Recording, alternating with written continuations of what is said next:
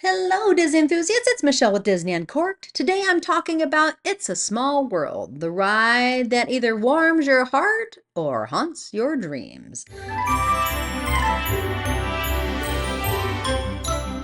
You'll find this classic attraction in Fantasyland at Magic Kingdom, and it's been playing that famously catching tune since the park opened in 1971, though it originally debuted at the 1964 World's Fair.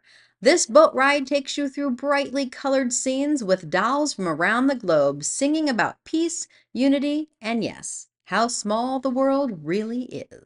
Now, look, it's not thrilling. There's no drops, no trackless vehicle, no animatronic stunts, but Small World isn't trying to be that. It's a love letter to world culture through the lens of 1960s optimism and glitter.